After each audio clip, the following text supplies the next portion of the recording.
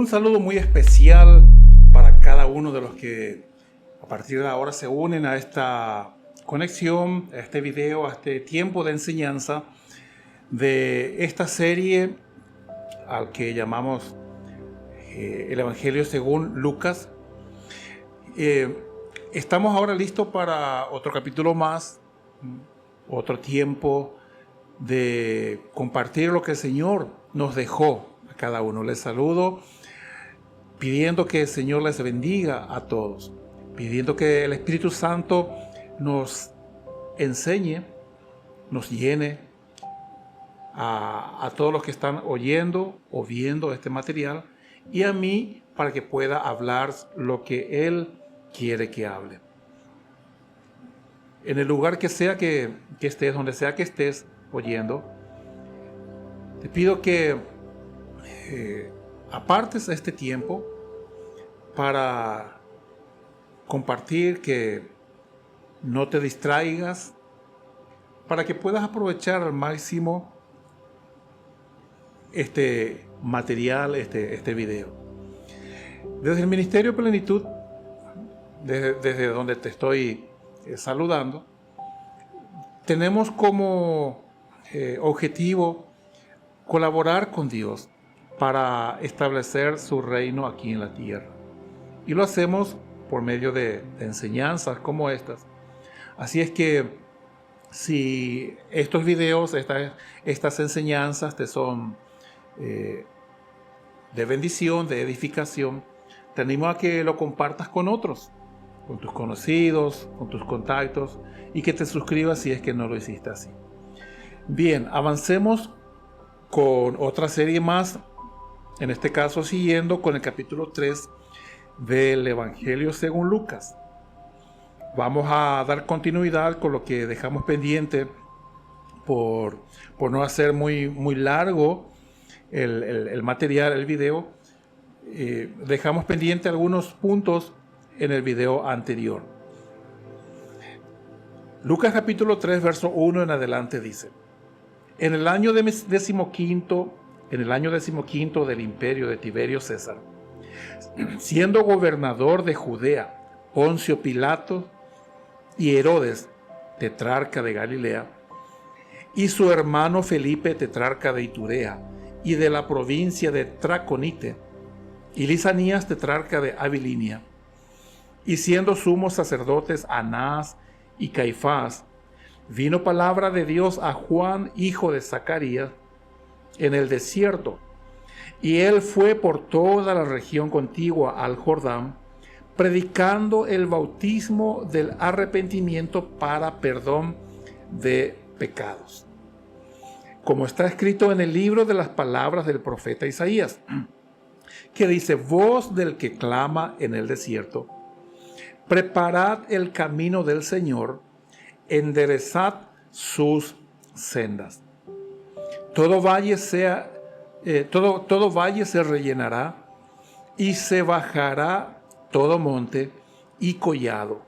Los caminos torcidos serán enderezados y los caminos ásperos allanados.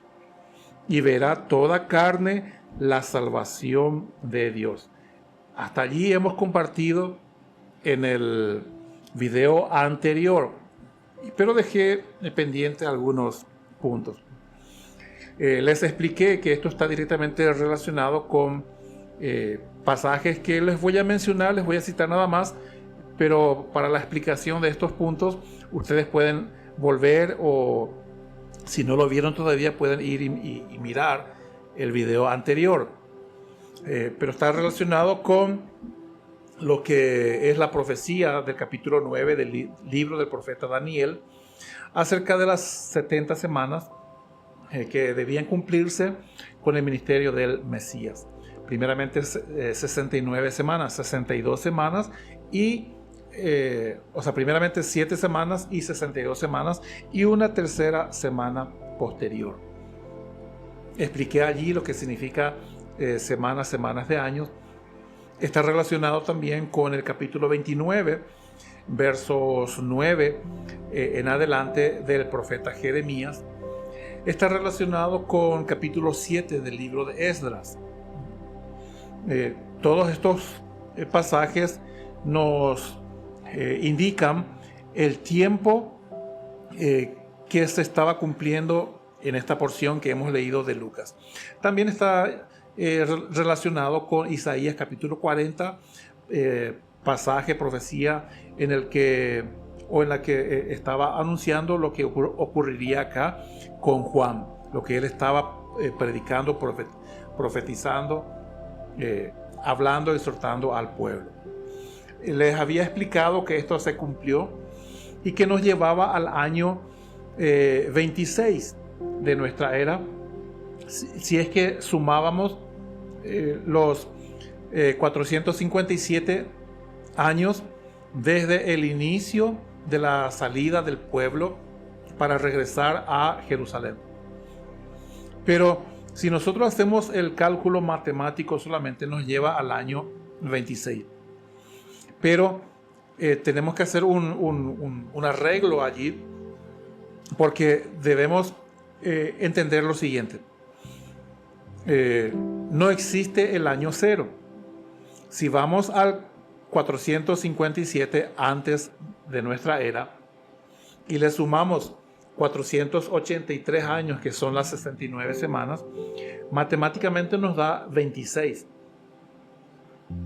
Pero no existe un año cero. Es decir, desde el año 1 antes de nuestra era, o antes de Cristo, como llamamos comúnmente, uno no va al año cero, sino que del año 1 antes de Cristo directamente va al año 1 después de Cristo. No es que uno va al año 0 de la era nueva y luego empieza el año 1. No. Año 1, o sea, año 3, año 4, año 3 antes de Cristo, que es el tiempo en que realmente Cristo nació. Año 3. Y uno va al año 1 directamente. Entendiendo eso, aunque matemáticamente nos da al año 26 de nuestra era, pero en la forma correcta no es 26, sino que es el año 27. O sea, lo que acá está describiendo ocurrió en el año 27 de nuestra era, cuando empieza el ministerio de Jesús, tiempo de la predicación de Juan. Entonces, aclarado este punto, es muy importante, porque yo les estuve explicando bastante ese cálculo, pero quedó pendiente explicar esta parte de que no existe un año cero. ¿Y por qué es importante esta aclaración? Porque yo les dije la semana anterior que hoy les hablaría acerca de dos cosas. El tiempo del inicio del ministerio de Jesús, cómo se cumplió esto, la importancia del año 28 y de cuántos años realmente duró el ministerio del Señor. Entonces, expliquemos lo siguiente. Cuando ocurre esto que estamos leyendo acá, que versículos siguientes, a partir del verso 7 en adelante, dice que Juan seguía predicando el bautismo del arrepentimiento. Luego, un poquito más adelante, vemos que Jesús se acerca. En el verso 21 vemos que aconteció que cuando todo el pueblo se bautizaba, también Jesús fue bautizado, y orando el cielo se abrió, y descendió el Espíritu Santo sobre él en forma corporal como paloma, y vino una voz del cielo que decía: Tú eres mi Hijo amado, en ti tengo complacencia. Y dice, Jesús mismo, al comenzar su ministerio, era como de 30 años. Era como de 30 años, no era de 30 años, sino como de 30 años. Estaba a días, a semanas quizás, a poco tiempo de que estaba cumpliendo sus 30 años, posiblemente días. ¿Por qué? ¿Por qué es importante esto? Porque Jesús en este momento estaba iniciando su temporada, su tiempo como sacerdote, el verdadero sacerdote de parte de Dios acá en la tierra. Si ustedes han visto, y si no lo hicieron, les animo a que lo hagan, que vean la serie de videos acerca de Venga tu reino. Allí estoy explicando lo que Jesús hizo para restaurar el daño que hizo Querubín, que hizo Lucifer, y hablo acerca del sacerdocio de Jesucristo. Y en esos videos explico lo que no solo, más que explicar, estoy leyendo lo que dice la palabra en cuanto a que Jesús entró en el verdadero tabernáculo, que el sacerdocio y el tabernáculo de Aarón y de Moisés, el tabernáculo, no eran los verdaderos, no, sino que eran sombras, eran figuras del verdadero sacerdocio y el verdadero tabernáculo, el que ejerció Jesús y donde entró Jesús, el celestial. Entonces el sacerdocio de Aarón era figura del verdadero sacerdocio. Cuando se dice que Jesús es el Cristo, el Mesías, ambas palabras significan lo mismo, significa ungido. La palabra ungido se refiere a alguien autorizado para empezar, para llevar a cabo una función, legalmente habilitado para llevar a cabo una función. Entonces, Jesús, el Mesías, es el Cristo, el Mesías, el que legítimamente y de manera real, de manera verdadera, estaba autorizado por el cielo para ejercer el verdadero sacerdocio en el verdadero tabernáculo. No el sacerdocio que era sombra y figura que lo ejercían los sacerdotes ungidos por los profetas aquí en la tierra,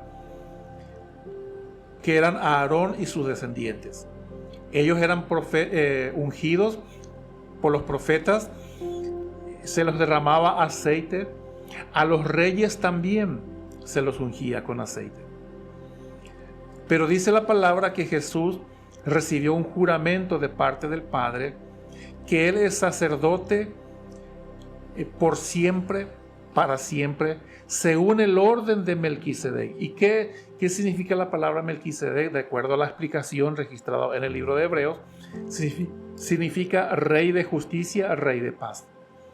O sea que Jesús vino a ejercer un rol doble de el ungido, es decir, el autorizado por el cielo para rescatarnos, para entrar y restaurar el santuario que fue dañado y abrirnos el camino, pero también para recuperar el reino de Dios, no solo en la tierra, sino en toda la creación, restaurando tierra y cielos, cielos y tierra con Dios. Entonces, cuando se dice que Jesús es el Mesías, entendamos, es el legítimamente, legalmente nombrado, autorizado para llevar a cabo este rol, estas funciones. Entonces, vemos acá que él estaba empezando un ministerio sacerdotal. Los sacerdotes, de acuerdo a la ley, no podían ejercer su ministerio antes de los 30 años. Antes de los 30 años. Sino que lo ejercían entre los 30 y los 50 años. O sea, cumplidos los 30 años hasta los 50 años, en ese periodo de tiempo ellos podían ejercer en el ministerio sacerdotal. Cuando nosotros leemos el libro de Gálatas, capítulo 4, Gálatas capítulo 4, leamos, dice de esta manera, verso 1 en adelante: pero también digo, entre tanto que el heredero es niño, en nada difiere del esclavo, aunque es señor de todo, sino que está bajo tutores y curadores hasta el tiempo señalado por el Padre. Así también nosotros, cuando éramos niños, estábamos en esclavitud bajo los rudimentos del mundo. Pero cuando vino el cumplimiento del tiempo, Dios envió a su Hijo, nacido de mujer y nacido bajo la ley, para que redimiese a los que estaban bajo la ley, a fin de que recibiésemos la adopción de hijos. Y por cuanto sois hijos, Dios envió a vuestros corazones el Espíritu de su Hijo, el cual clama: Abba, Padre. Así que ya no eres esclavo, sino hijo, y si hijo, también heredero de Dios por medio de Cristo. Entonces dice que Él vino para redimir a los que estaban bajo la ley, para que se pueda recibir la adopción de hijos. ¿Y qué pasa con los que no estaban bajo la ley? Entonces, Dios hizo pacto con un pueblo. Dios hizo pacto con un pueblo descendiente de una persona llamada Abraham, a quien le hizo juramento de que en su simiente, refiriéndose a Jesucristo, todas las naciones seríamos bendecidos, todas las familias de la tierra seríamos bendecidos en Él. Y que seríamos llamados a ser pueblo descendiente de el Padre de naciones, Padre de multitudes, Abraham, el Padre de la fe. Pero dice que cuando vino el cumplimiento del tiempo, nació Jesucristo. O sea, hubo un tiempo marcado por Dios para el nacimiento de Jesucristo. Pero así como hubo un tiempo marcado por Dios, también hubo un tiempo para iniciar su ministerio. Y ese tiempo estaba indicado proféticamente por lo que hemos compartido, por los textos que les mencioné y ya explicamos en el video anterior. Esos pasajes, esos textos proféticos de Daniel, de Jeremías, etcétera, etcétera. Pero dice aquí que en el verso 2, dice: sino que está bajo tutores y curadores hasta el tiempo señalado por el Padre. Cuando nosotros en español escribimos o leemos la palabra hijo, hijo se puede referir a un bebé, a un niño joven, a un hijo mayor, adulto. Siempre es hijo. Hijo a los 1 año, hijo a los pocos meses, hijo a los 10 años, hijo a los 30 años. Siempre se usa para cada tiempo, para cada edad. Siempre se usa la misma palabra, hijo. Pero en griego existen varias palabras para referirse a la condición de hijo, y cada palabra es bien específica para cada tiempo, para cada edad.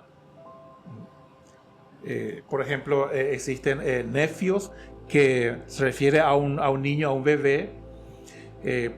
Por ejemplo, a unos jóvenes, a unos muchachos, se los llamaría como tecnón. Pero cuando habla de un hijo ya mayor, un hijo que ya estaba en la edad de asumir responsabilidades, y que generalmente eso ocurría a partir de los 30 años, cuando ya estaba listo para recibir ya sea los derechos de primogenitura, las bendiciones y la responsabilidad de administrar los negocios del padre. Aunque ellos hubiesen estado estudiando bajo instrucciones, bajo enseñanza de maestros, de tutores, siempre fueron hijos. Pero había una ceremonia que se llamaba, se describía como huiotesía. Huiotesía. ¿Por qué? Porque a la condición de un hijo mayor no se lo llama nefio, no se lo llama tecnón, se lo llama ugíos o agíos, muchos lo pronuncian, que es un hijo adulto, un hijo responsable, un hijo mayor. Y se hacía la ceremonia de reconocimiento del padre, se le traspasaba responsabilidades, derechos, beneficios, bendiciones también. Y a partir de allí podía ese hijo representar en la familia al padre que todavía estaba vivo, o al padre, o asumir la responsabilidad de cabeza del hogar si es que el padre ya no estaba. Es importante esta explicación, porque eso fue lo que ocurrió en lo que estamos leyendo acá de Lucas capítulo 3. Cuando dice en el verso 21, aconteció que cuando todo el pueblo se bautizaba, también Jesús fue bautizado, y orando el cielo se abrió y descendió el Espíritu Santo sobre él en forma corporal como paloma, y vino una voz del cielo que decía: tú eres mi hijo amado, en ti tengo complacencia.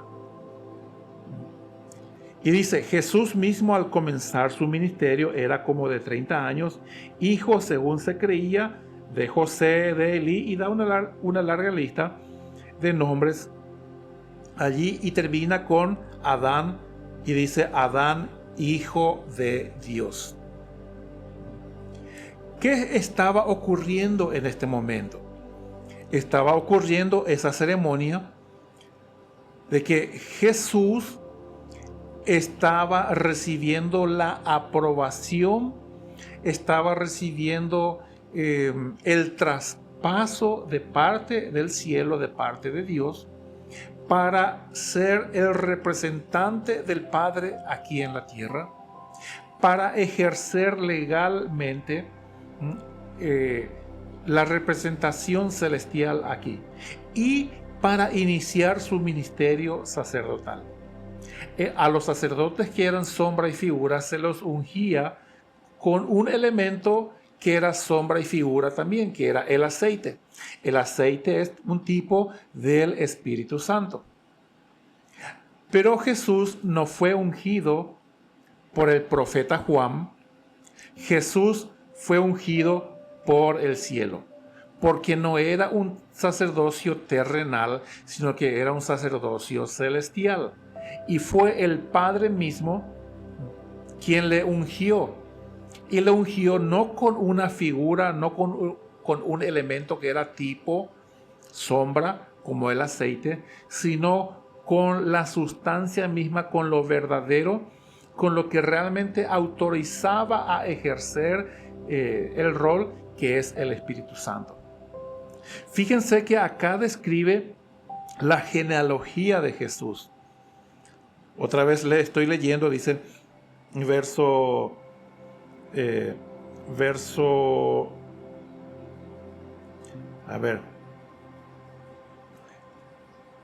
23. Jesús mismo al comenzar su ministerio era como de 30 años, hijo según se creía, no es que era, según se creía, hijo de José, hijo de Elí, hijo de Matat, hijo de Leví, hijo de Melqui, hijo de Jana, hijo de José. Estoy leyendo el verso 24. Y así da una larga lista de genealogía. Pero pasemos por alto varios versículos y avancemos hasta el versículo 37. Dice: hijo de Matusalén, hijo de Enoc, hijo de Jared, hijo de Mahalaleel, hijo de Cainán, hijo de Enos, hijo de Set, hijo de Adán, hijo de Dios. Todos eran hijos de fulano, mengano, perengano, sutano, todo. Pero allá al inicio o al final, depende de cómo uno lo vaya leyendo, pero donde inició todo, Adán, hijo de Dios. Por eso es que Jesús es el postrer Adán. Porque ya ninguno después de Adán fue hijo de Dios, sino que fue hijo de Adán, con la corrupción y la caída de Adán.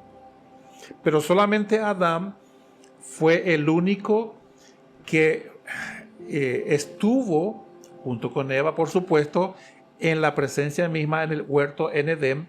Ya todos posteriormente hemos nacido fuera del Edén, ya después de la caída, después de la corrupción. Pero Adán fue el único que recibió el reino para gobernar el mundo. Adán recibió. ¿Cuándo él recibió el derecho para gobernar el mundo?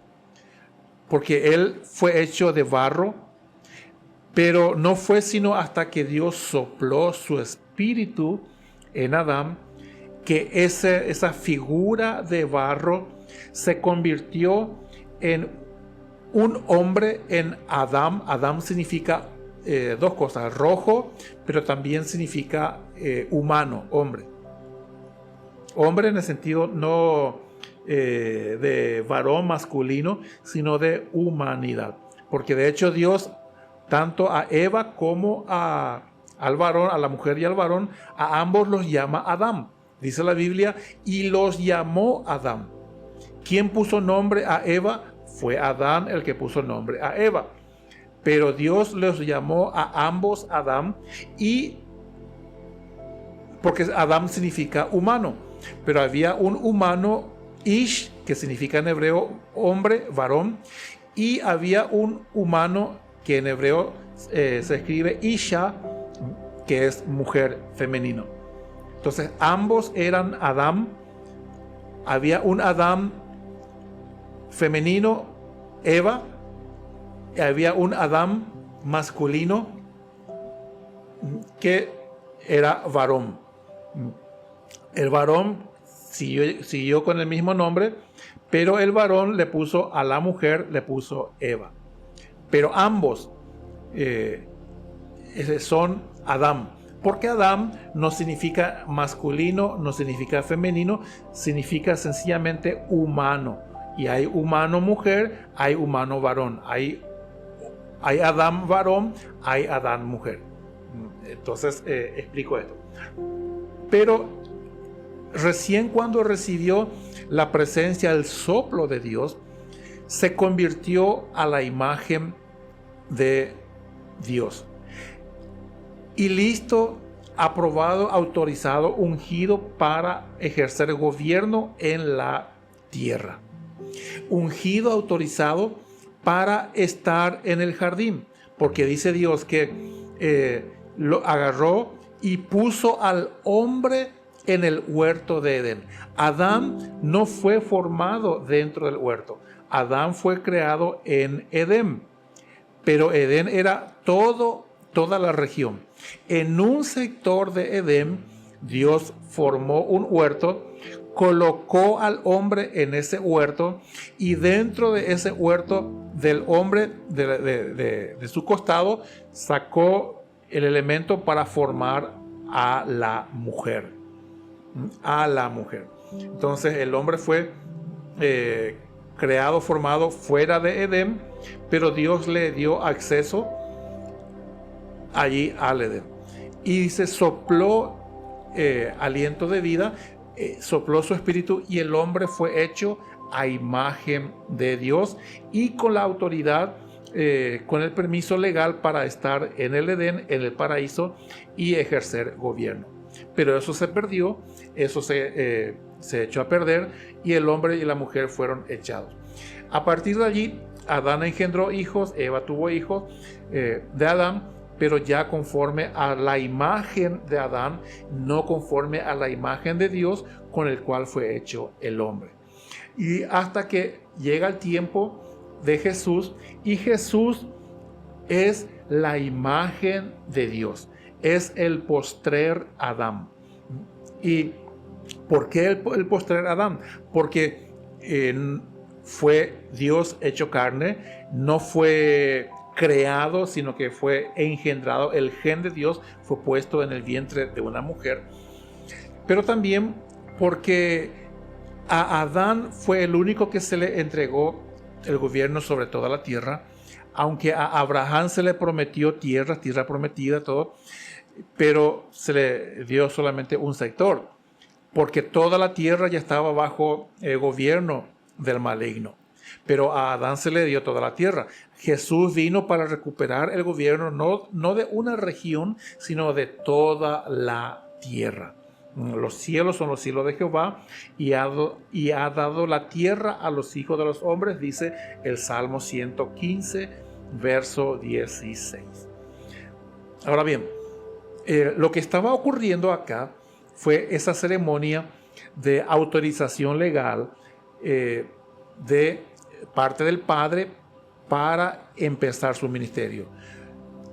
¿Qué ministerio estuvo realizando Jesús antes de ejercer su ministerio sacerdotal?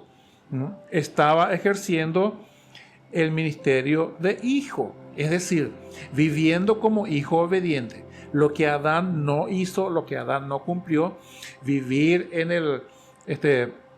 la tierra en obediencia, él no hizo, pero Jesús sí. Era necesario que Jesús cumpliera esta parte de su ministerio en la tierra como hijo obediente al Padre, cumpliendo los mandamientos, cumpliendo la ley, porque si él no hubiese tenido esta condición de obediencia, él no hubiera reunido los requisitos para ser el Mesías. Él no hubiera reunido los requisitos para ejercer el verdadero sacerdocio sin mancha y ser de esa manera el sacrificio, no solamente el sacerdote que llevaba el sacrificio, sino que también ser el sacrificio mismo. Entonces, en el bautismo, Dios estaba ungiéndole. ¿Cuánto tiempo tenía Jesús? Tenía 30 años, ¿verdad? Y entendamos que Jesús, como dije anteriormente, ustedes pueden hacer este trabajo práctico, ustedes pueden hacer esta tarea. Busquen en los libros, en la historia, en los recuentos, o pongan ahí en internet, busquen la fecha aproximada del nacimiento de Jesús y le va a salir que nació en el año 3 antes de Cristo, por los errores de cálculo en los calendarios que hay. Si él nació en el año 3 y él tenía 30 años, ¿a qué año nos lleva? Al año 27. ¿Por qué? Porque no hay un año cero. Y él en el año 27 empieza su ministerio como sacerdote, tal cual era la costumbre de los sacerdotes en el sacerdocio levítico arónico. Ok, avancemos entonces con lo siguiente. Volviendo al verso 23.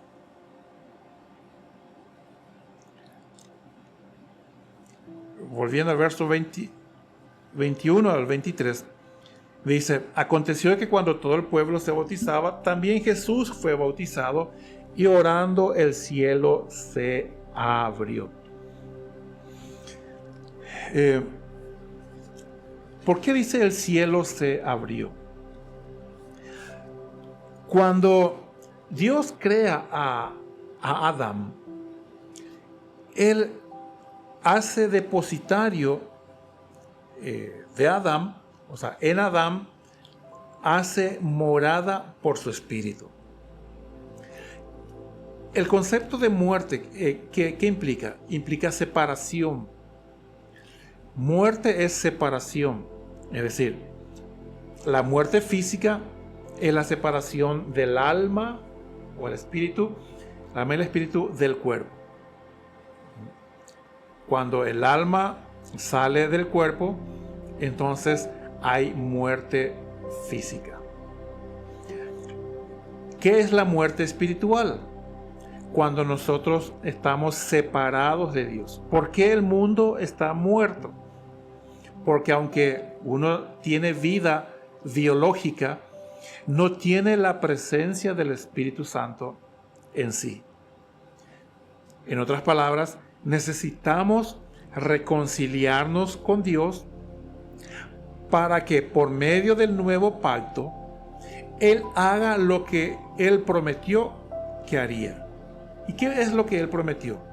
Ustedes pueden leerlo en Ezequiel, el libro del profeta Ezequiel, capítulo 36, a partir del verso 26 en adelante. Ustedes pueden leerlo en el libro del profeta Jeremías, en el capítulo 31, a partir del verso 30 en adelante. ¿Y qué es lo que Dios dice allí? Que Él cambiaría este corazón de piedra, que Él perdonaría nuestros pecados, que Él nos daría un corazón nuevo, que Él pondría un espíritu nuevo, su espíritu pondría en nosotros y pondría en nuestro corazón y en nuestra mente su palabra, su Torah, dice ahí, sus mandamientos, y con la presencia y la ayuda de su Espíritu Santo en nosotros, Él haría que nosotros andemos obedeciendo su palabra. Porque en nuestra naturaleza caída, en nuestras fuerzas, no podemos nosotros vencer el pecado ni obedecer su palabra. Pero tal como dice en Romanos capítulo 8, verso 13, que por medio del Espíritu nosotros hacemos morir las obras de la carne. Para eso Él pone su Espíritu en nosotros. Otra vez, lean el pasaje. Él habla, este es el nuevo pacto, dice que Él haría. Jesús vino para confirmar ese pacto nuevo, para renovar el pacto. Porque el primer pacto se estropeó, no porque el pacto era malo, sino por la desobediencia de la gente que era parte de ese pacto, en este caso el pueblo de Israel y todo aquel de otro pueblo que se acercaba al Dios de Israel. Entonces, ¿qué pasa? Dios envía a Jesús, el postrer Adán, nacido de mujer, para que de manera legítima Él pudiera ser el hombre que cumplía el paso, el requisito de ser un hombre que obedecía la ley. Pero también traía la imagen de Dios para recuperar el reino. Avancemos más. Cuando Adán peca, ¿qué pasa con el Espíritu Santo? ¿Por qué es que dice, el día que comieres morirás? Porque el Espíritu Santo salió. El hombre fue sacado de Edén, pero ninguno que nacimos con el Espíritu Santo en nosotros. Necesitamos ser parte de ese nuevo pacto. Por eso es que cuando Jesús resucitó, la noche en que Jesús resucitó, o sea, Él resucitó sábado a la noche al terminar el Shabbat, ya empezando el primer día, casi. Al amanecer de ese primer día, las mujeres van al sepulcro para eh, para ungir el cuerpo,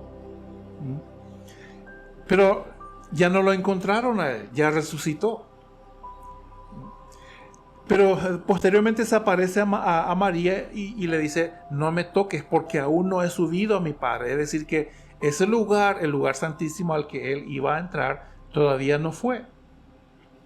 Pero sin embargo, a la noche, él se aparece a los discípulos y le dice: tóquenme.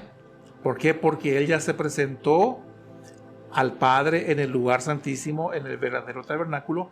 ¿A qué hora se presentó? A la hora de la ofrenda de las primicias de los primeros frutos. Y en el Evangelio según Juan, capítulo 20, verso 19.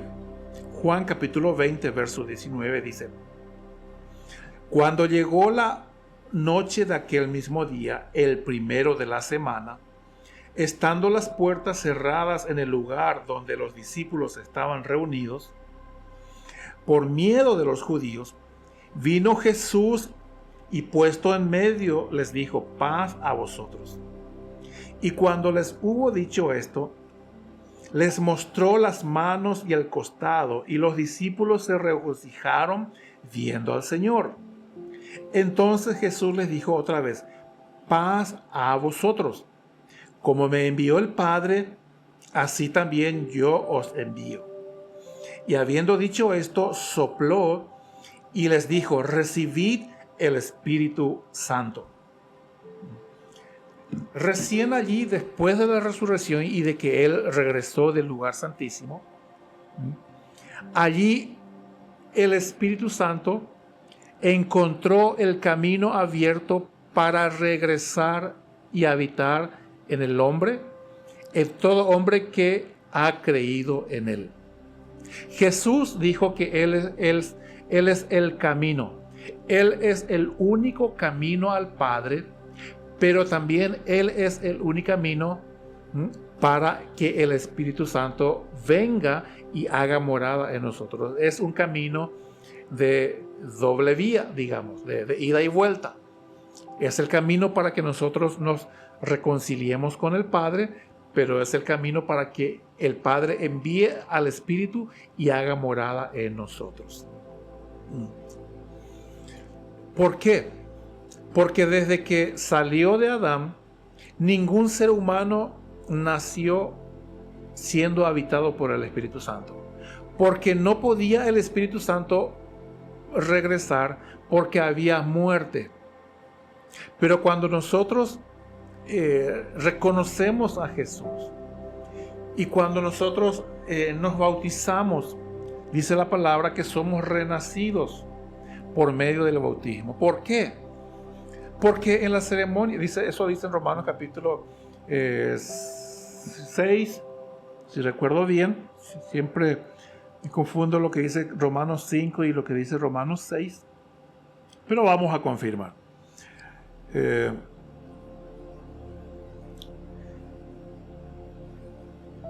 Dice Romanos 6, verso 1. ¿Qué pues diremos? ¿Perseveraremos en el pecado para que la gracia abunde? En ninguna manera, porque los que hemos muerto al pecado, ¿cómo viviremos aún en él? ¿O no sabéis que todos los que hemos sido bautizados en Cristo Jesús, hemos sido bautizados en su muerte? Porque somos sepultados juntamente con él para muerte por medio del bautismo.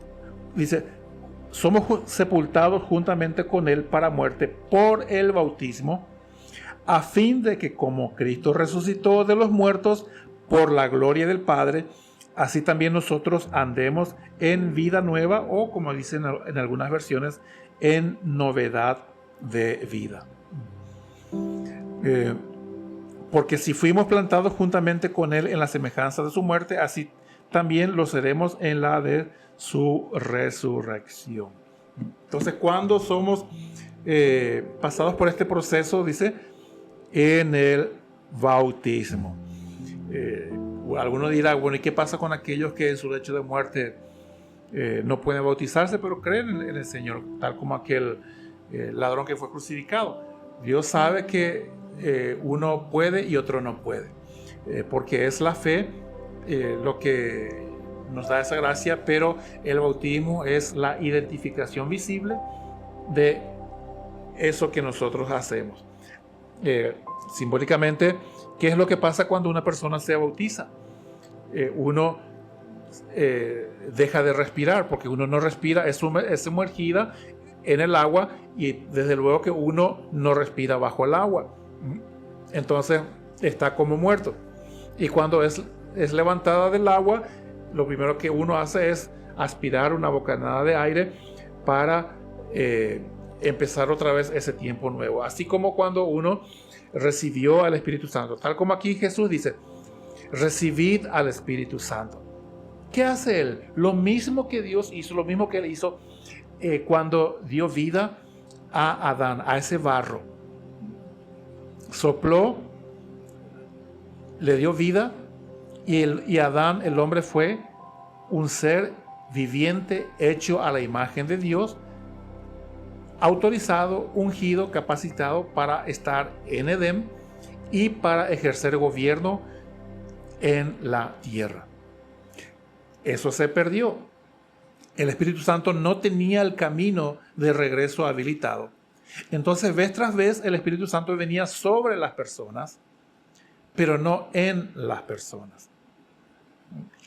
Hasta que Jesús viene y el Espíritu Santo no solamente está en él, sino que está sobre él. A partir de allí Jesús empieza su ministerio como sacerdote. Anteriormente Jesús ejercía solamente el ministerio como hijo obediente, restaurando, volviendo atrás, digamos, la desobediencia de Adán, y él con su vida de plena obediencia estaba listo para ser el sacerdote perfecto y el cordero perfecto. Porque si él no hubiese tenido una vida de completa obediencia, él estaría incapacitado, inhabilitado para ser el Mesías y el sacrificio perfecto. Entonces él en este momento estaba recibiendo al Espíritu Santo como ungiéndole, autorizándole. Durante todo el ministerio de Jesús, el Espíritu Santo permanecía sobre él. Tanto es así que encontramos pasajes como, por ejemplo, que le acusan a Jesús de que él echaba fuera demonios por Beelzebú. Si recuerdo bien, eso está en Mateo capítulo 12. Les voy a confirmar.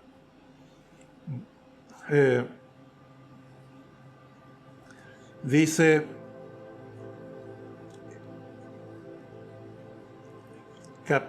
Mateo capítulo 12, en el verso 22 en adelante habla de eso, que la gente estaba atónita porque él echó fuera un demonio y se quedaron maravillados.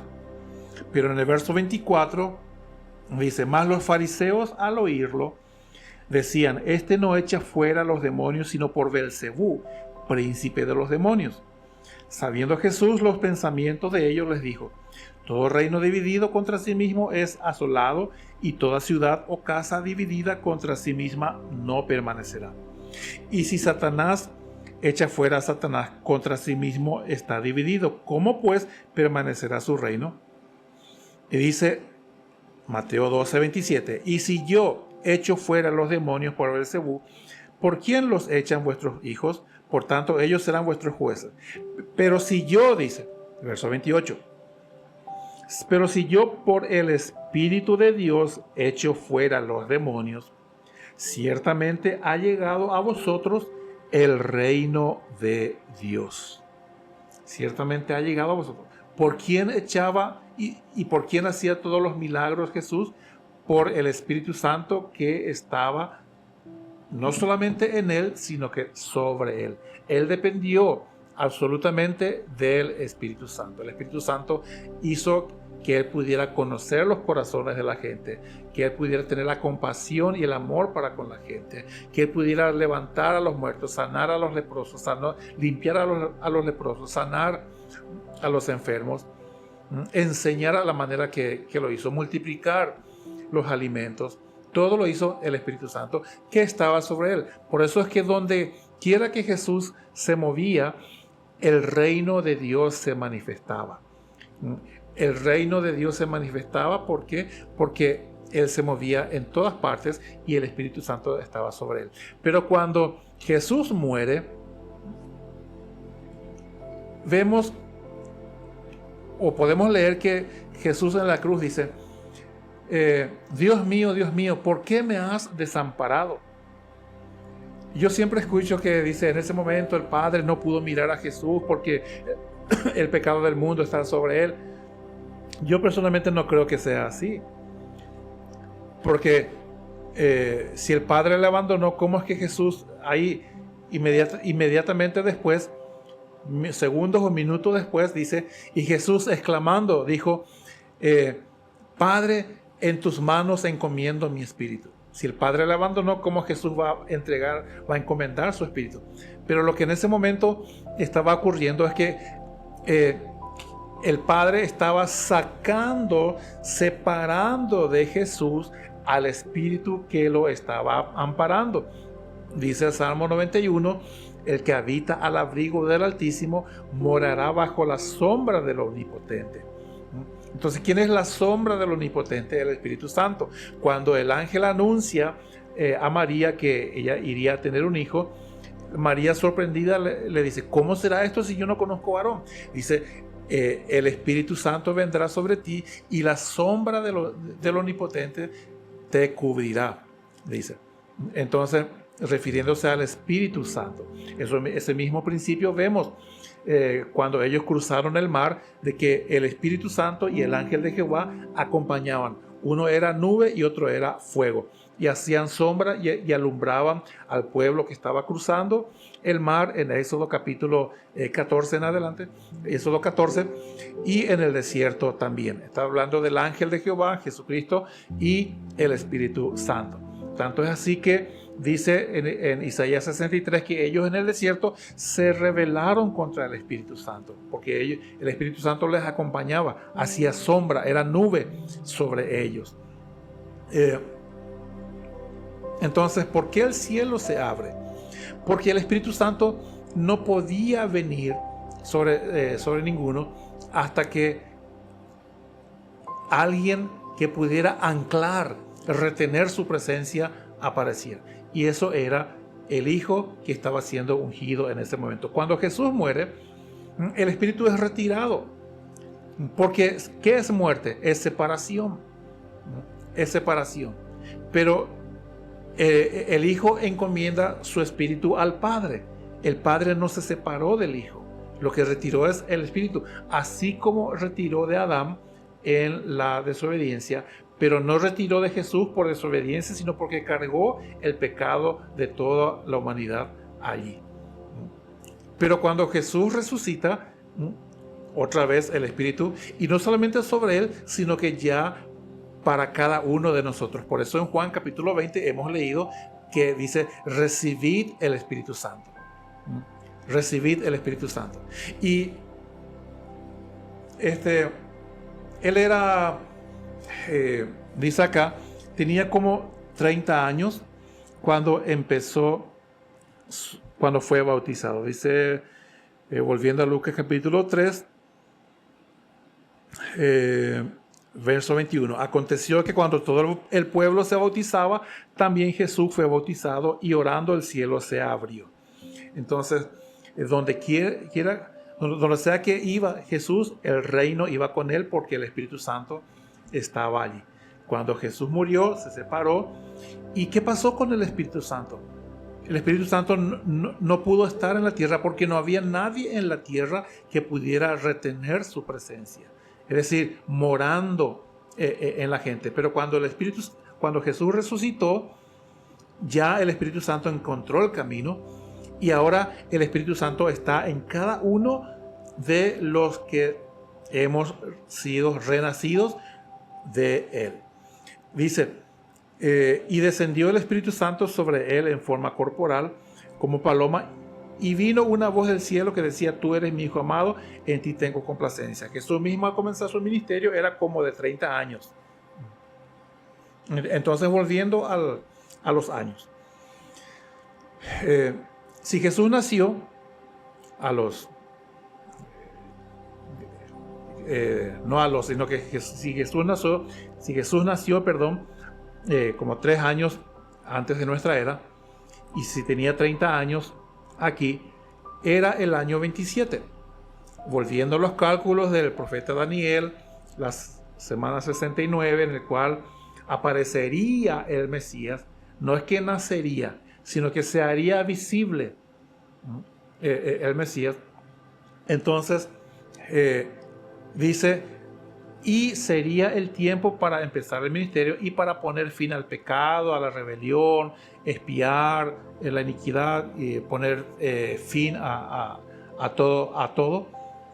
Y posteriormente, por otra semana, dice, confirmaría el pacto con muchos.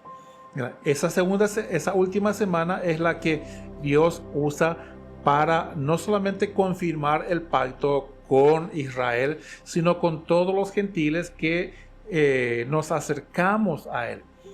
¿Quién es el que confirma el pacto? Desde luego no va a ser el anticristo, como muchas veces enseño. ¿Quién es el que pone fin al sacrificio, al holocausto? No es el anticristo, es Dios, es el Mesías el que pone fin. Ahora bien, generalmente oímos que Jesús murió a los 33 años. Pero quiero leerles un pasaje, o mejor dicho, quiero anticiparme al capítulo 4 de Lucas. Capítulo 4 de Lucas, a partir del verso 15. Lucas capítulo 4, verso 15. Dice, y enseñaba en las sinagogas de ellos, y era glorificado por todos. Vino a Nazaret, donde se había criado, y en el día de reposo entró en la sinagoga conforme a su costumbre. O sea, ¿cuál era la costumbre suya? ¿Los domingos? No, los Shabbat. Y se levantó a leer. Y se le dio el libro del profeta Isaías, y habiendo abierto el libro, halló el lugar donde estaba escrito. Está citando Isaías 61. Dice, el Espíritu del Señor está sobre mí, por cuanto me ha ungido, o sea, le hizo Cristo, le hizo Mesías, y le ha autorizado. ¿Quién? El Espíritu Santo. El Espíritu Santo le autorizó, le capacitó, le dio la autoridad legal. ¿Para qué? Para que como sacerdote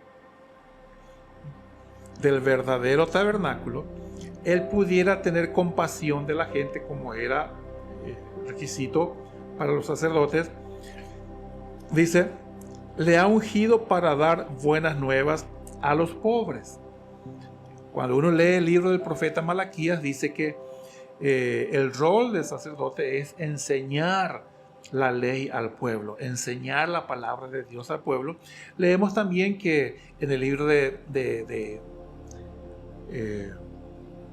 no Esdras, sino que Nehemías, en el libro de Nehemías vemos que ellos enseñaban durante más de 8 horas, leían la palabra y daban entendimiento, ponían la explicación de la palabra. Dice, me ha enviado a sanar a los quebrantados de corazón, a pregonar libertad a los cautivos y vista a los ciegos, a poner en libertad a los oprimidos. Ahora, verso 19 dice, a predicar el año agradable del Señor. A predicar el año agradable del Señor. Y enrollando el libro, lo dio al ministro y se sentó, y los ojos de todos en la sinagoga estaban fijos en él. ¿Por qué es importante este pasaje? Porque ¿qué es lo que Jesús vino a anunciar? Él no vino a anunciar los 3 años y medio agradables. Él vino a anunciar el año agradable. ¿Y qué es el año agradable? Es el año de remisión. Es el año de restitución. Es el año de jubileo, que cada 50 años ellos tenían que recuperar o retornar a sus dueños originales las propiedades, liberar a los esclavos, perdonar las deudas. O sea, todo eso cada 50 años, el año del jubileo. No duraban 3 años, no duraban 3 años y medio. Eso de que el ministerio de Jesús duró 3 años y medio no es una enseñanza de los apóstoles. Por los primeros 300 años, los apóstoles, los descendientes, los hijos, digamos, los que siguieron a la generación posterior a los apóstoles y la siguiente generación, como mínimo, hasta los 300 años, no hubo tal enseñanza de que el ministerio de Jesús duró 3 años y medio.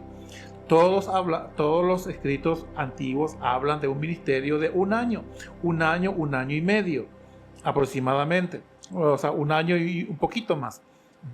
No habla de 3 años y medio. Eso se inició con unos escritores de la corte de Constantino que, para ajustar a algunas doctrinas que querían implantar en aquel tiempo con los adoradores del sol, y que Constantino era descendiente, hijo de Mitra, y la madre de Constantino, Helena. O sea, todo se inició allí en la corte de Constantino, los 3 años y medio. Pero antes de ese tiempo no era eso, según escritos más antiguos, no era la costumbre, no era la enseñanza, sino que era de que duró entre 1 año y 1 año y medio. Y eso coincide con lo que encontramos en la palabra, a no ser de que uno reciba como inspirado un texto que no aparece en textos bíblicos antiguos, sino que fue añadido en traducciones del griego que se iniciaron cerca del siglo IV, un pasaje del Evangelio de Juan, que lo vamos a leer ahora. Evangelio según Juan, capítulo 6. Acá Jesús está en un contexto de que Él está lejos de Jerusalén y Él está alimentando a una multitud con panes leudados. Ahora bien, entendamos que la ley mandaba a todo israelita mayor de 20 años, ¿ya?, que ellos 3 veces al año tenían que subir a Jerusalén para la Pascua, para Shavuot o fiesta de las semanas o Pentecostés, y para la fiesta de los tabernáculos. O sea, 3 veces en el año. Y dice 3 veces, ¿por qué? Porque subiendo 3 veces ya ellos completaban todas las demás fiestas, porque subiendo para la Pascua ellos ya quedaban allí para las otras fiestas que eran unos días ya posteriores. Ya en la noche de la Pascua, el día 15, la Pascua era el día 14, pero el día 15 empezaba una semana de la fiesta de los panes sin levadura, y en medio de eso era la fiesta de los primeros frutos de las primicias. O sea, no dice tiene que subir todo varón para celebrar las 7 fiestas, no, 3 veces al año. Y no dice más. ¿Por qué? Porque ya abarca, porque están muy pegados unos a otros en cuanto a días. Entonces ellos, como venían de lejos o subían ahí, ya se quedaban y acampaban allí. La segunda fiesta era Pentecostés o Shavuot, o las semanas, 50 días después. Y la tercera vez era a partir del día 1 del séptimo mes para la fiesta de las trompetas, Yom Teruah, y eso era el día 1. En el día 10 la fiesta de expiación. Durante 10 días ellos se purificaban, buscaban estar bien, reconciliar, arreglar las cosas. Y en el día 15, una semana, la fiesta de tabernáculos. Entonces prácticamente casi 3 semanas permanecían allí. Por eso cuando habla de que uno no tiene que dejar de congregarse, en la carta a los hebreos, entendamos que era congregarse para los hebreos, era no dejar de subir a las fiestas 3 veces al año, ¿verdad? O no dejar de celebrar. Recuerda que era la carta para los hebreos y no para los gentiles. Bien, entonces, cuando leemos capítulo 6, encontramos lo siguiente, verso 1 en adelante. Después de esto, Jesús fue al otro lado del mar de Galilea. O sea, está lejos de Jerusalén, el de Tiberías. Y le seguía gran multitud porque veían las señales que hacía en los enfermos. Entonces subió Jesús a un monte y se sentó allí con sus discípulos. Y estaba cerca la Pascua, la fiesta de los judíos. Cuando alzó Jesús los ojos y vio que había venido a él gran multitud, dijo a Felipe: ¿de dónde compraremos pan para que coman estos? Pero esto decía para probarle, porque él sabía lo que había de hacer. Felipe le respondió: 200 denarios de pan no bastarían para que cada uno de ellos tomase un poco. Uno de sus discípulos, Andrés, hermano de Simón Pedro, le dijo: aquí está un muchacho que tiene 5 panes de cebada y 2 pececillos más. ¿Qué es esto para tantos? Entonces Jesús dijo: haced recostar a la gente. Y había mucha hierba en aquel lugar, y se recostaron como en número de 5,000. Y sigue relatando lo que ocurrió, la multiplicación de los panes, los peces, los alimentos. Recogieron ellos, vinieron, dice, cuando vieron el milagro, para hacerle rey, pero él huyó de ellos. Y se fue para otro lugar. Ahora bien, este versículo 4, ustedes si comparan varias versiones de la Biblia, ustedes van a encontrar que en algunas Biblias dice texto dudoso, o dice no aparece en textos más antiguos. ¿Cuál versículo? El versículo 4. Y estaba cerca la Pascua, la fiesta de los judíos. Porque este versículo 4 se añadió por la fecha más o menos por el tiempo que les señalé, que les comenté, en tiempo de Constantino. ¿Qué es lo que hace este versículo 4? Añade 2 años más al ministerio de Jesús. En vez de convertir un ministerio de un año y medio, lo convierte en un ministerio de 3 años y medio. Con la gravedad de que añade 2 años, pero 2 años de silencio. 2 años de silencio. ¿Por qué? Porque si todo varón de Israel debía subir a Jerusalén para la fiesta de la Pascua, ¿qué hacía el Mesías en temporada de panes sin levadura, lejos de Jerusalén, alimentando con pan leudado a una multitud que tampoco subió a Jerusalén, que estaba en desobediencia, que estaba lejos de donde debía estar. Un poco antes de esto, está lejos de Jerusalén. Añade este versículo 4, está cerca de la fiesta de Jerusalén, está lejos, ellos están lejos del lugar.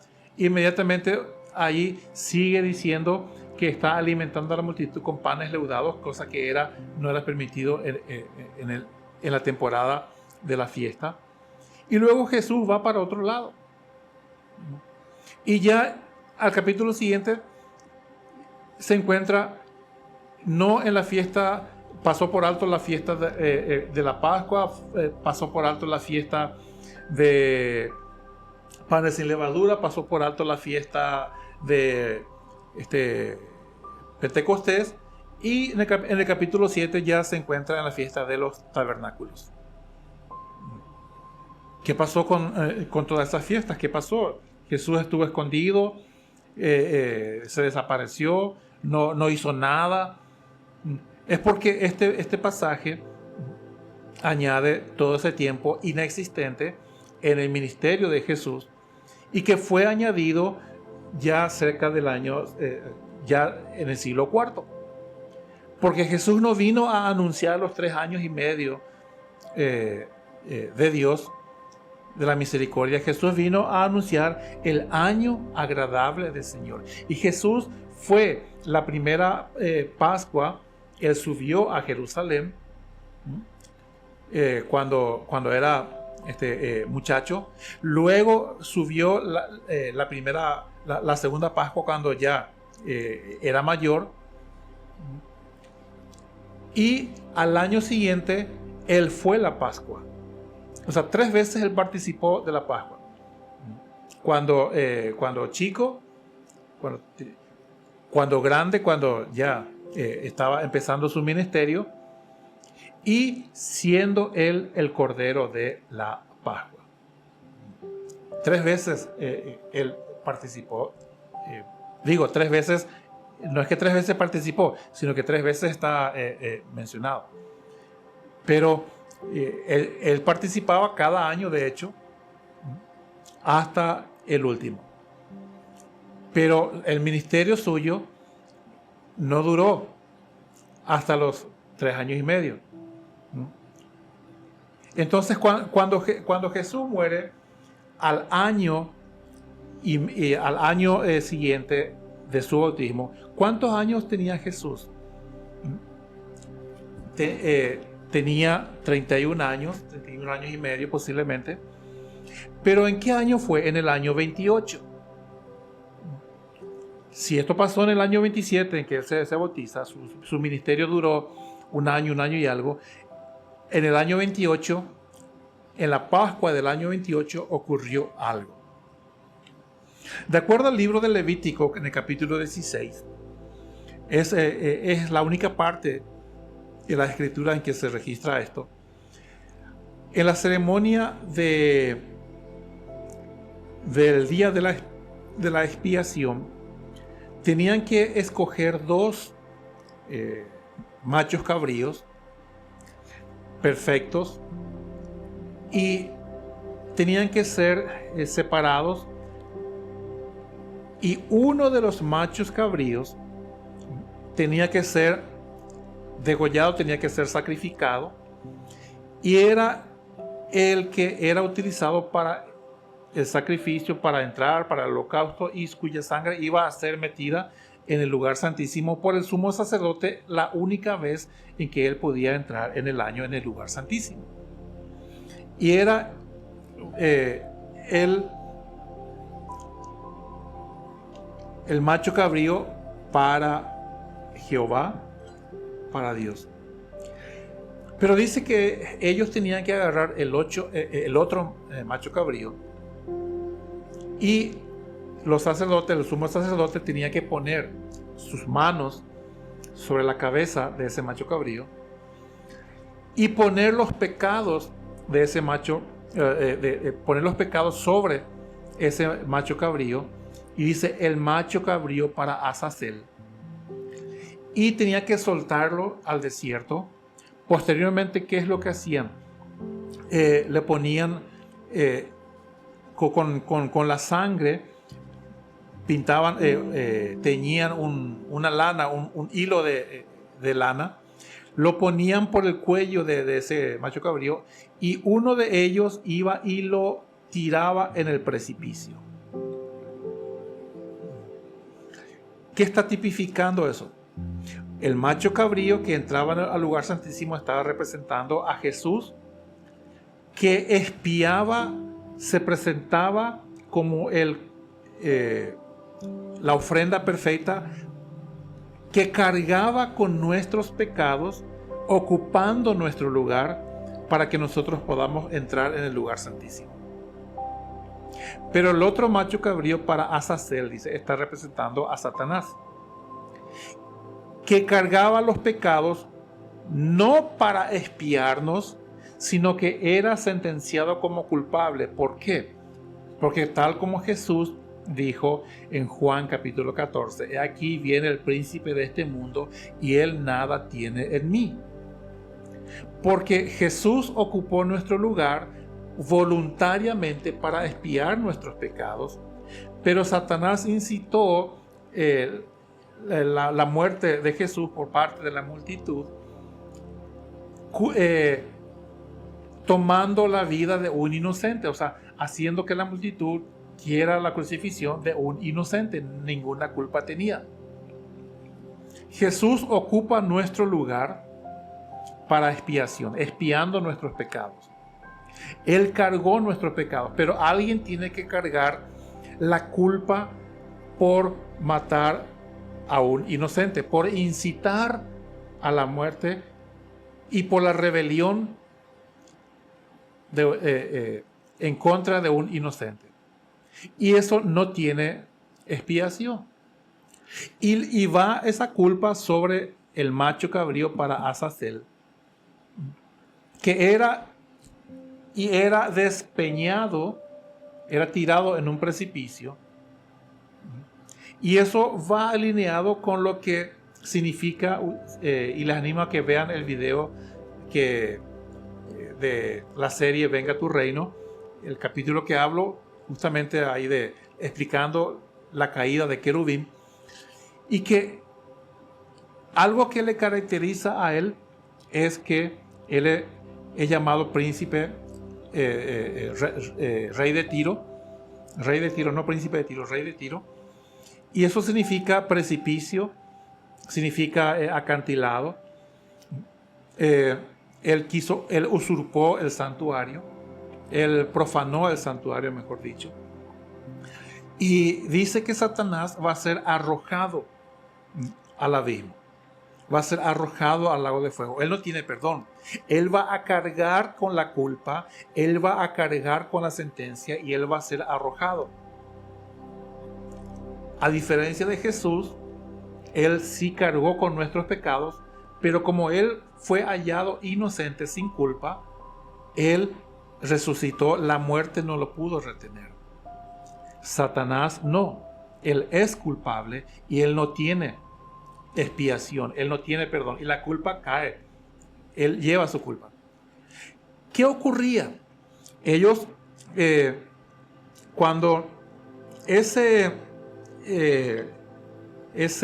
cordón, digamos, de color rojo, de color granate por la sangre, ellos agarraban y colgaban en la puerta del templo. En la puerta del templo. Y ellos estaban expectantes, estaban a la expectativa de qué pasaba con lo que el sumo sacerdote presentaba como ofrenda para expiación del pueblo. Y cuando Dios recibía la sangre, cuando Dios perdonaba el pecado, ocurría algo milagroso, y eso está registrado en los libros de los escritos judíos, que ese cordón granate o rojo se convertía en blanco, o sea, cambiaba el color. Y eso es lo que hace referencia a lo que está mencionado en Isaías capítulo 1. ¿Qué dice Isaías capítulo 1? Vamos a leer. Empieza a relatar cómo Dios se hartó de todas las cosas que ellos hacían de manera religiosa, pero no con el corazón correcto. Aunque Dios mandó que hicieran estos rituales, digamos,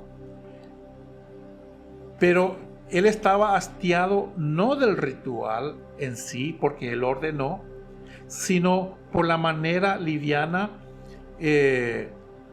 porque ellos profanaban con el mal corazón, con la mala actitud con la que hacían esto.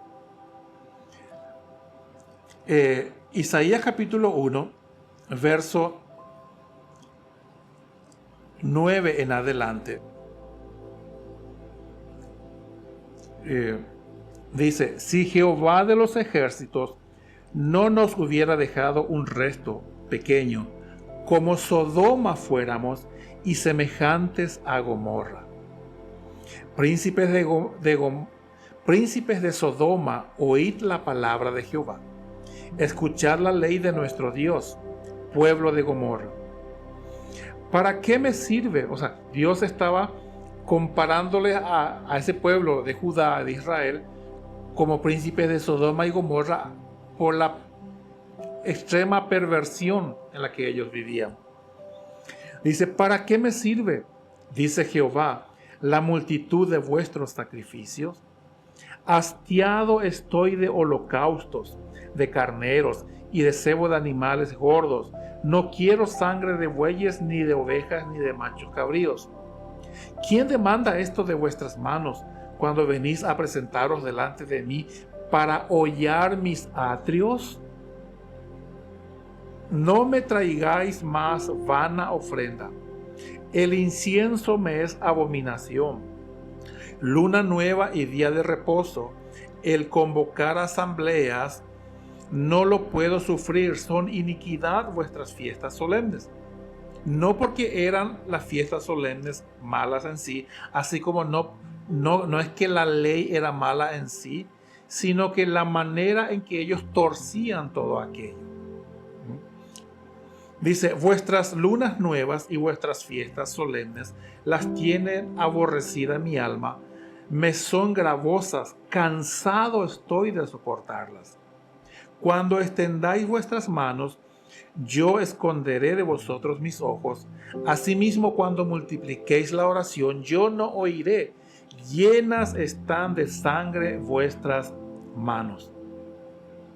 Lavaos y limpiaos. Quitad la iniquidad de vuestras obras de delante de mis ojos. Dejad de hacer lo malo. Aprended a hacer el bien. Buscad el juicio. Restituid al agraviado. Haced justicia al huérfano. Amparad a la viuda. O sea, eso era lo que Dios quería. Y después de eso recién dice: venid luego, dice Jehová, y estemos a cuenta. Si vuestros pecados fueren como la grana, o sea, roja, como la nieve, serán emblanquecidos. Si fueren rojos como el carmesí, vendrán a ser como blanca lana. Entonces, esto era lo que cada año ocurría. No en el día de Pesaj, de la Pascua, porque en ese día no se presentaba el carnero, el macho cabrío, sino que en la fiesta de la expiación, en el día 10 del séptimo mes, que sería como allá por septiembre, octubre, dependiendo del año. Pero Jesús, como iba a morir, no podía morir dos veces. Entonces, en una misma fecha, Él es tanto cordero de Pesaj para rescatarnos de Faraón, como también para la expiación del día de expiación. Y se cumple en Él todos los tipos, todas las figuras. ¿Por qué? Porque en el día de expiación tenían que ellos escoger tenían que echar suerte sobre uno de los carneros, de los machos cabríos, y una suerte caía, ustedes podemos leerlo, Levítico capítulo 16. Vamos a leer Levítico capítulo 16. Dice, en el verso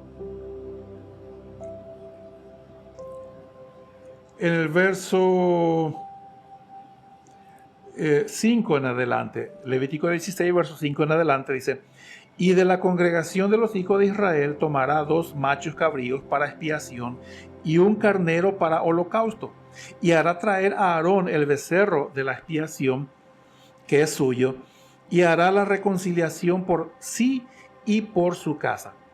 Después tomará los 2 machos cabríos y los presentará delante de Jehová a la puerta del tabernáculo de reunión. Y echará suertes a Aarón sobre los 2 machos cabríos, una suerte por Jehová y otra suerte por Azazel. Y hará traer a Aarón el macho cabrío sobre el cual cayere la suerte por Jehová, y lo ofrecerá en expiación. Mas el macho cabrío sobre el cual cayere la suerte por Azazel, lo presentará vivo delante de Jehová, para hacer la reconciliación sobre él, para enviarlo a Azazel al desierto. Y hará traer a Aarón el becerro que era para expiación suya, y hará la reconciliación por sí y por su casa, y degollará en expiación el becerro que es suyo.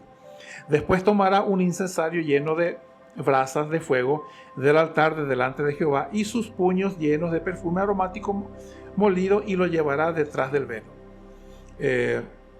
Luego dice, vamos a avanzar, verso 15.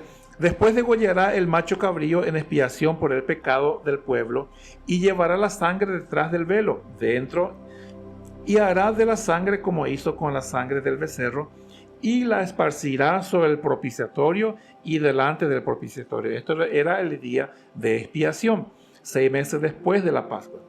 Pero Jesús no podía morir en Pascua y otra vez después en expiación, en 6 meses después. Entonces en la Pascua él hizo las 2 cosas. Así purificará el santuario a causa de las impurezas de los hijos de Israel, de sus rebeliones y de todos sus pecados. De la misma manera hará también al tabernáculo de reunión, el cual reside entre ellos en medio de sus impurezas. Luego dice, verso 20: cuando hubiera acabado de expiar el santuario y el tabernáculo de reunión y el altar, hará traer el macho cabrío vivo, y pondrá a Aarón sus 2 manos sobre la cabeza del macho cabrío vivo, y confesará sobre él todas las iniquidades de los hijos de Israel. Entonces, ¿qué fue lo que se halló en querubín? Se halló iniquidad, maldad. Dice, todas sus rebeliones, se reveló, y todos sus pecados, poniéndolos así sobre la cabeza del macho cabrío, y lo enviará al desierto por mano de un hombre destinado para esto. Y aquel macho cabrío llevará sobre sí todas las iniquidades de ellos a tierra inhabitada, y dejará ir al macho cabrío por el desierto. O sea, él va cargando el pecado siendo culpable. Después vendrá a Aarón. O sea, este macho cabrío no estaba haciendo expiación. Él no estaba siendo coprotagonista de la expiación, corredentor nuestro, como enseñan falsamente otras doctrinas. Dice que este Azazel es coautor, digamos, de nuestra salvación, de nuestra expiación. No, eso es algo blasfemo, eso es terrible. No, esto está llevando la culpa. Él no es autor de expiación. Solo Jesucristo, el cordero que entraba, el macho cabrío que entraba al lugar santísimo. Y era llevado cargando esa culpa, cargando esa iniquidad al desierto. Posteriormente, no solamente lo llevaban al desierto, sino que lo tiraban al precipicio. Ahora bien, ¿qué pasó en el contexto de la muerte de Jesús. Que así como el sumo sacerdote ponía las manos sobre Jesús, sobre este macho cabrío, así también el sumo sacerdote, Caifás, ¿qué hace? Abofetea, pone la mano sobre Jesús, lo golpea. ¿Qué más? Dice que una suerte caía sobre el macho cabrío para Jehová y otro para Azazel. Echaban suertes. Cuando Jesús, aún siendo hallado inocente, Pilato quiere soltarlo, ¿qué hace la multitud? Dice, no queremos a este, suelta a Barrabás, suelta a Barrabás, suelta a Barrabás. Y dice que Barrabás estaba preso por sedición y homicidio. ¿Qué significa el nombre Barrabás? Barrabás significa hijo, Bar significa hijo, Abba, padre, hijo del padre.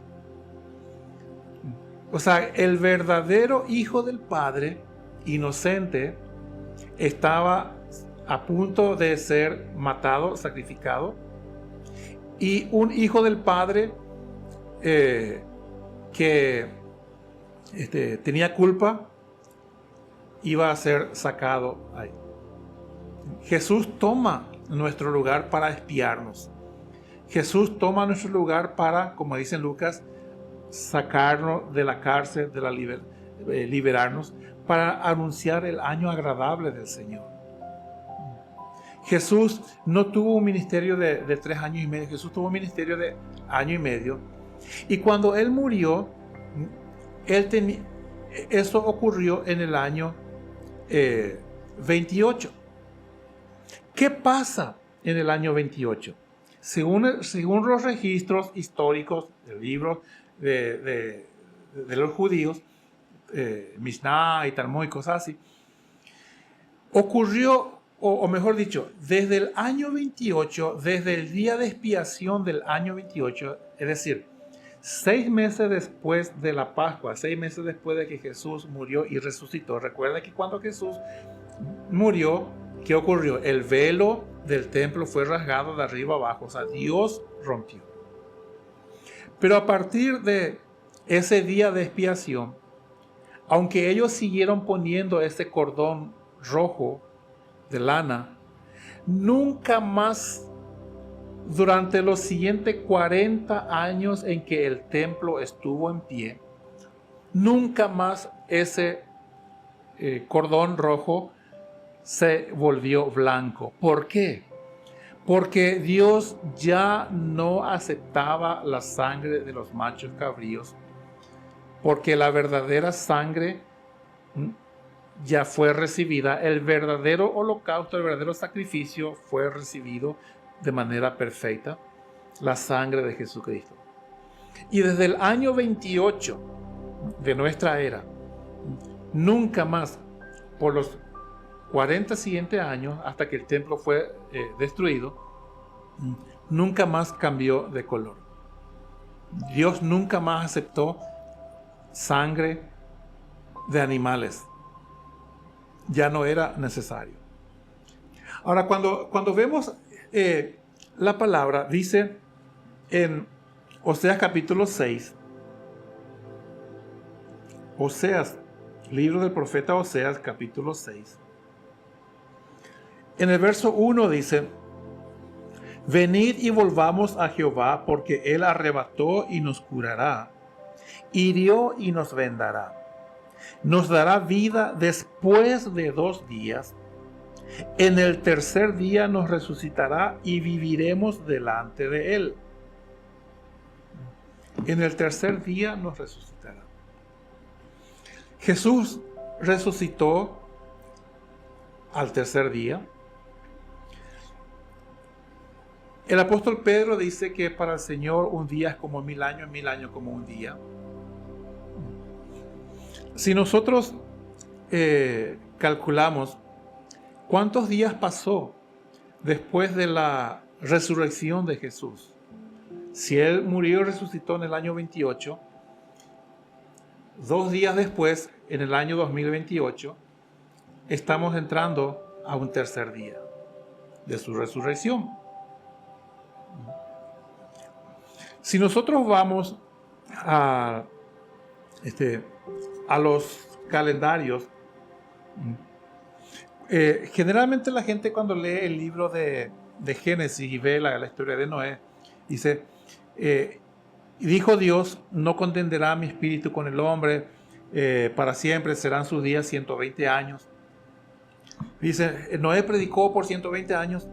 ¿Cómo que predicó por 120 años? Y cuando Dios le habla, le dice que él y sus hijos entrarían al arca, y dice que cuando empiezan a nacer sus hijos, Noé tenía 500 años, y cuando vino el diluvio, Noé tenía 600 años. Entonces, ¿cómo es que predicó 120 años si sus hijos empezaron a nacerle cuando él tenía 500 años? Y en el año 600, es decir, 100, vino el diluvio. Entonces no encaja ahí. A partir de allí los hombres iban a vivir solamente 120 años. Tampoco, porque Abraham vivió 175, fue posterior al diluvio. Isaac, Sara 127, Isaac también 180 años, si recuerdo. O sea, muchísima gente vivieron mucho más que 120. Y entonces tampoco encaja. Pero ¿qué es lo que está diciendo allí? Serán sus días 120 años. Está hablando de 120 jubileos, 120 periodos de jubileo, 120. Así como habla de 70 semanas, está determinada para tu pueblo. Habla de semanas de años. Allí está hablando de 120 años, 120 jubileos, 120 años agradables del Señor. 120 por 50, que es cada cuanto ocurría el jubileo, dan 6,000. Si nosotros vamos a un calendario, al calendario nuestro, estamos en el año 2028, pero en el año, o mejor dicho, en el calendario judío, ellos no están en el año 2028, sino que ellos están en el año 5,775, si recuerdo bien. Pero hay un problema allí. ¿Por qué ellos están en esa fecha? Porque ellos excluyeron del conteo de su calendario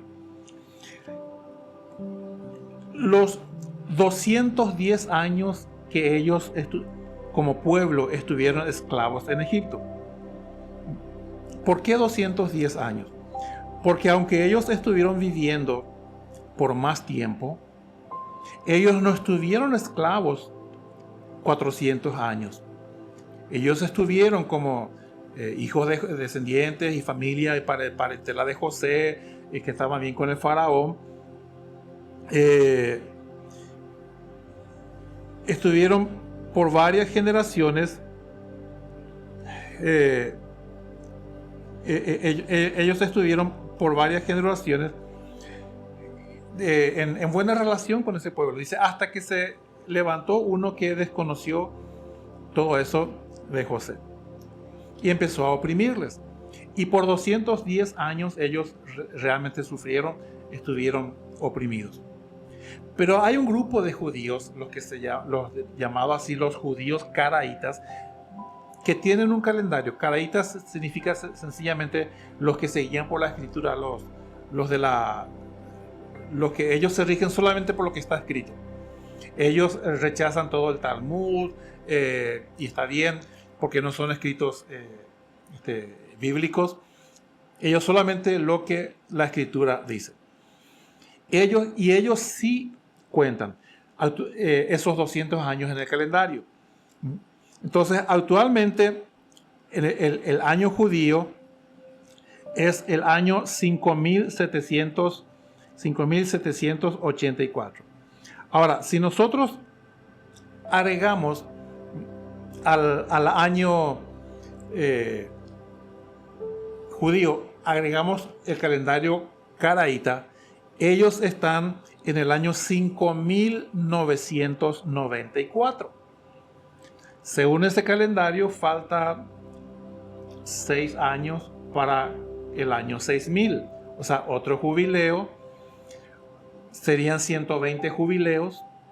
Serían 6 días. Si nosotros vemos los días en que Dios usó para la creación, 6 días, y el séptimo día reposó. El séptimo día es un día profético del año, del milenio, de los 1000 años que se va a cumplir con el reino de Cristo aquí. Si nosotros analizamos todas las cosas que se están dando en la política, a nivel religioso, a nivel económico, gobiernos, todo apunta hacia un aceleramiento de, todos tienen su agenda 2030, agenda 2020 y tanto. ¿Qué estoy diciendo con esto? ¿Acaso digo que en el 2028 va a venir Jesús? Puede ser, puede que no. Pero yo no estoy diciendo que Él va a venir en el 2028. Estoy diciendo que el 2028 es muy significativo para muchas cosas. ¿Por qué? Porque en el 2028 se conjugan, confluyen a partir de allí muchas cosas. Tanto si contamos desde los 6000 años, 6 días, tanto si que se cumple dentro de 6 años. Ahora sería como en el 2030 más o menos. Si contamos desde el tercer día, al tercer día nos resucitará, nos levantará, dice. Estamos próximos en el 2028 a empezar tercer día después de la resurrección del Señor. Si contamos, o sea, desde muchas perspectivas, vemos que años más, años menos, estamos en los últimos tiempos. Estamos en los últimos tiempos. Si nosotros analizamos lo que está pasando a nivel político acá en los Estados Unidos y a nivel mundial,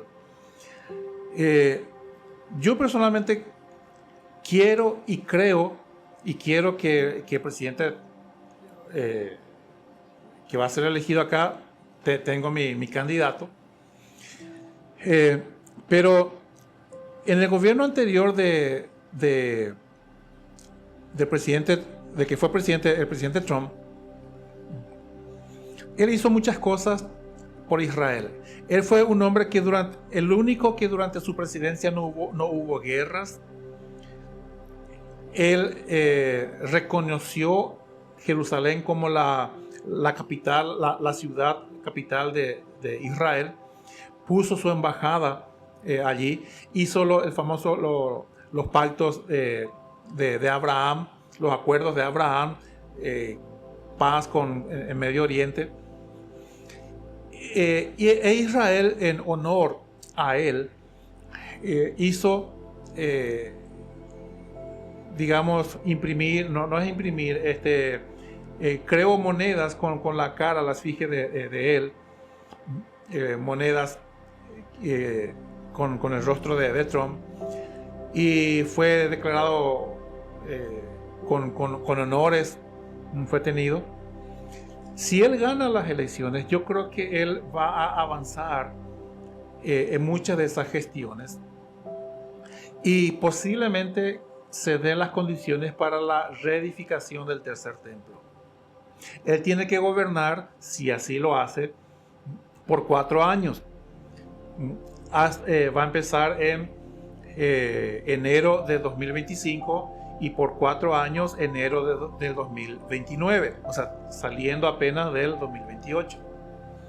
Si él logra los acuerdos para la reedificación del templo, lo más probable es que el pueblo judío le nombre a él Mesías. Presten atención a lo que voy a decir. No sería antibíblico. ¿Por qué? Porque nosotros tenemos ejemplos en las Escrituras de que Dios mismo llamó Mesías, ungido, a gente que no era de Israel. Ejemplo lo tenemos en Isaías capítulo 45 acerca de Ciro, rey de Persia. Si fuera en este tiempo sería un presidente de Irán, que fue el que permitió para que ellos regresen y reconstruyan la ciudad de Jerusalén y proveyó todo para la reconstrucción de Jerusalén. Y Dios dice de Ciro, lo llama su ungido, su Mesías, o sea, lo llama un Mesías, pero no es el Mesías. Debemos entender que hay una gran diferencia entre un ungido, un Mesías, y el Mesías. Hubo otros Mesías que no fueron de Israel, y en la Escritura, el ejemplo que les pongo, aún Nabucodonosor fue llamado siervo de Dios.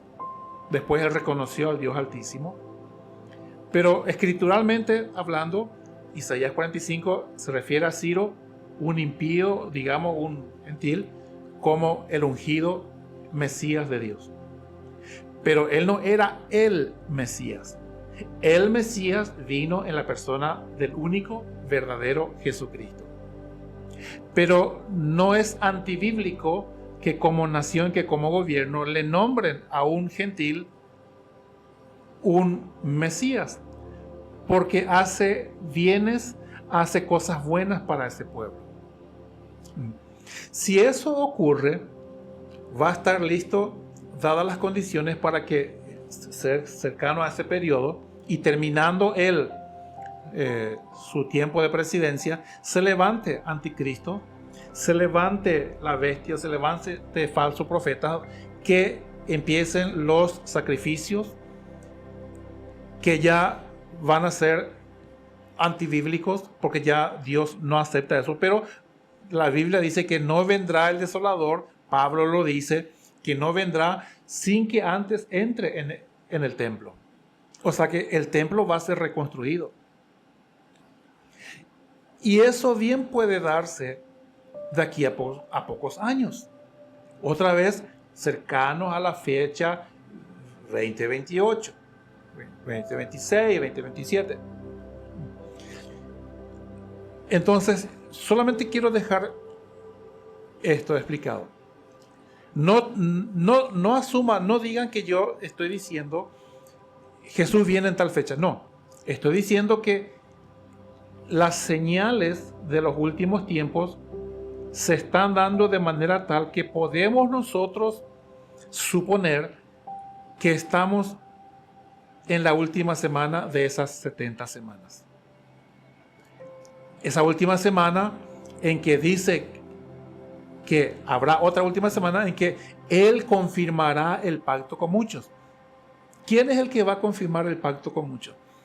Dios tiene que confirmar no solamente con los gentiles que se vuelven al Dios de Israel, sino que con ese pueblo que cuando venga el Mesías, cuando Israel, Jerusalén esté rodeada de ejércitos, Jesucristo viene para librar a Israel de esa guerra que, así como estamos viendo las noticias actuales, está para cualquier momento.